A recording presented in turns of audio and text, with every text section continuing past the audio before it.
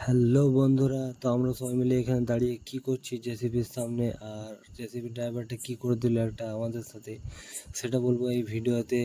তো হ্যালো বন্ধুরা, আমি হলাম মেহবুব আর আমি থাকি দুর্গাপুরে। আর আজকে চলে এসেছি এয়ারপোর্টে কাজ করতে। আর এই গোডাউনটা দেখছি, এটা হচ্ছে আইটিসির গোডাউন। এখানে আজকে পাইপ লাইনে কাজ হবে। আর সেখানে কাজ শুরু করতে করতে খানিক ভুক লেগে গেছিলো, তার জন্য খাওয়ার জন্য বসে গেলাম চপ মুড়ি খেতে। আর এখানে দেখতে পাচ্ছ জেসিবি দিয়ে কাটা শুরু হয়ে গেছে। তারপরে জেসিবি নিয়ে চলে এলাম অন্য জায়গায় একটা কাজ করার জন্য। আর এইখানে কাটতে কাটতে এই ঘটনাটা ঘটেছিল।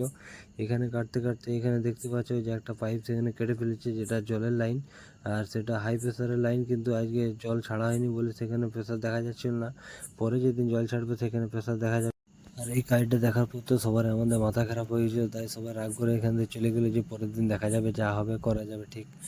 আর তারপরে এখানে কাজটা শেষ হওয়ার পর তারপরে চলে এসেছিলাম অন্য জায়গায় একটা কাজ করার জন্য। আর এটা হচ্ছে আমাদের কোম্পানি জেসিবিটা, যেটা আমাদের রাহুলদা চালায়। ওই দেখতে রাহুলদা চালাচ্ছে।